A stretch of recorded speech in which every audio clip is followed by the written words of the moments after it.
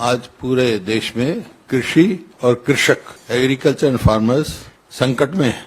जो इस सरकार ने मौजूदा सरकार ने एक सपना दिखाया था, एक वायदा किया था कि 2022 तक हम कृषि की आमदनी डबल कर देंगे।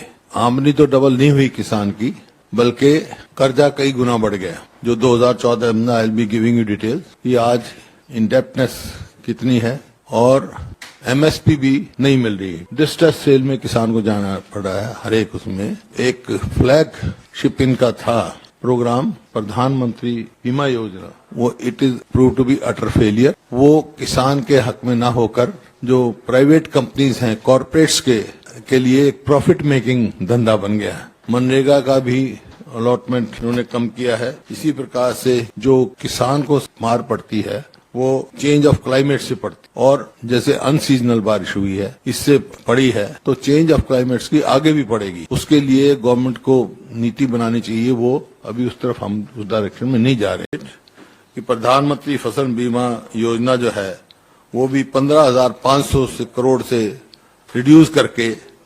13,625 करोड़ कर दिया इन्होंने। और एक जो प्रधानमंत्री किसान सम्मान निधि जो थी, it has been also reduced from 68,000 crore to 60,000 crore।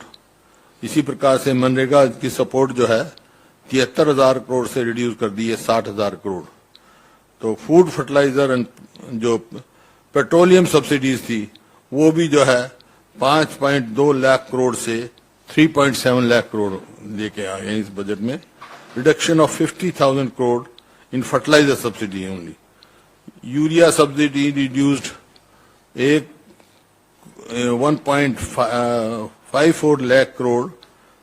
Revise estimate में 22-23 में ये 1.31 लाख करोड़ आ गई है। इसी प्रकार से फूड सब्सिडीज जो है 2.87 लाख करोड़ से 1.97 लाख करोड़ आ गई है। This will you see bring down overall production पे फर्क पड़ेगा, फूड प्रोडक्शन पे इसका। Food subsidy to FCI brought down to 2.14 lakh crore, in a revised estimate it is 1.37 lakh crore. So food subsidy under food security act वो 72,000 करोड़ से जो है 59,793 करोड़ हो गया। मार्केट इंटरवेंशन लोकेशन जो थी 1,500 करोड़ से it has been reduce to 1 lakh only. So इस प्रकार से जो आशा था उसका भी एमएसपी, जब ये किसानों का एजिटेशन चल रहा था तो उन्हें प्रॉमिस किया था दिस एनडीए गवर्नमेंट कि भी हम लीगल गारंटी देने के लिए दे कॉन्स्टिट्यूटेड ए कमेटी इन जुलाई 2022, और अब तक उसके टर्म्स ऑफ रेफरेंस जो हैं वो बिल्कुल वेग हैं। और इसका नतीजा ये हो रहा है एमएसपी कहीं मिल नहीं रही है। जैसे आपने मस्टर्ड में देखा, मस्टर्ड में नहीं मिली। मैं तो हरियाणा की बात करता हूँ, हर जगह यही है। मस्टर्ड में एमएसपी जो है 5450 है, लेकिन वो घटकर 4,4500 रुपए तक लोगों को बेचना पड़ा है।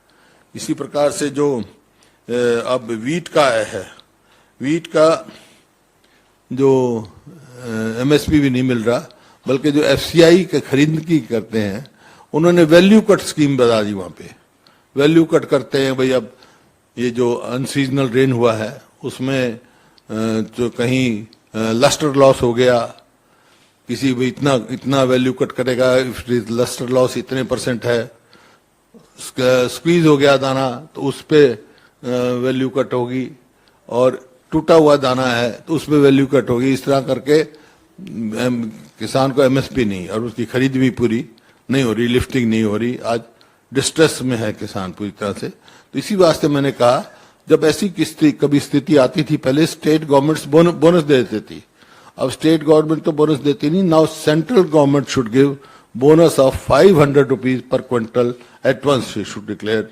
ताकि किसान को मिल सके। क्योंकि एमएसपी इन्होंने बढ़ाया नहीं। जैसे you take example of MSP increase, इनके टाइम में क्या हुआ, एनडीए 2 में इंक्रीज जो हुआ wheat में, paddy में it was 6% per annum. पर यूपीए में it was 12.6% per annum.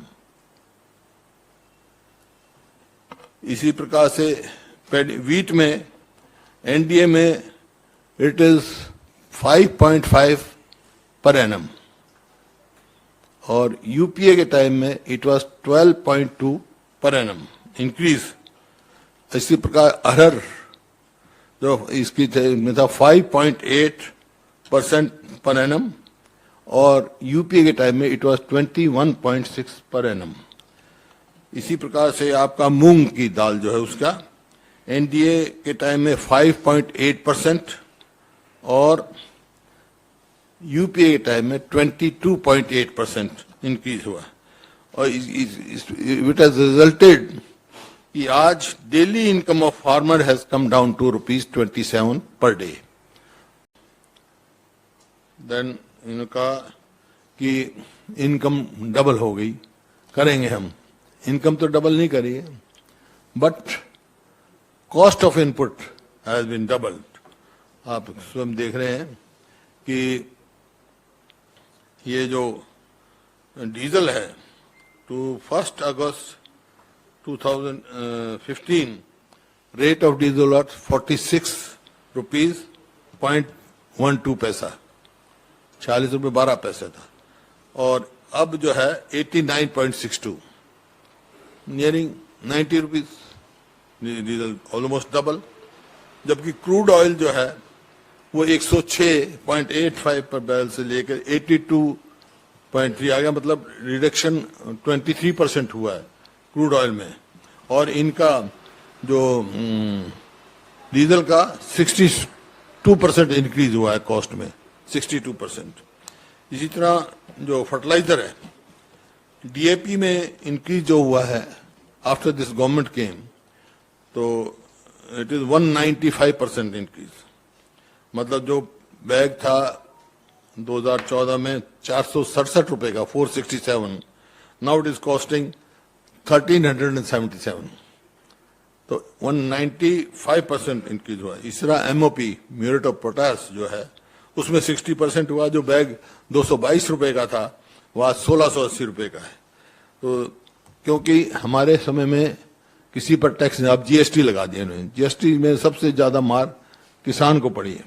Supposing I take example of Haryana, हमारे समय में ना तो फर्टिलाइजर पे कोई टैक्स था, ना पेस्टिसाइड्स पे था, ना ट्रैक्टर पार्ट्स पे था, किसी पे टैक्स नहीं था. अब एवरीथिंग जीएसटी, किसी पे 8%, किसी 12, किसी पे 28% तक जीएसटी है. दैट इज ऑल्सो, मतलब इनकम तो कहाँ, इन्वेस्टमेंट. आज पूरे देश में कृषि और कृषक, एग्रीकल्चर एंड फार्मर्स संकट में है, दे आर डिस्ट्रेस.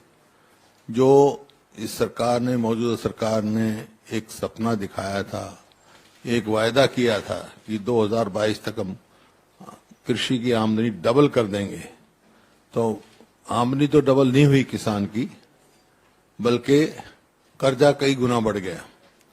जो 2014 में, आई will be giving you details, कि आज इंडेप्टनेस कितनी है और एमएसपी भी नहीं मिल रही है. डिस्ट्रेस सेल में किसान को जाना पड़ रहा है हर एक उसमें. I will be talking to on each subject.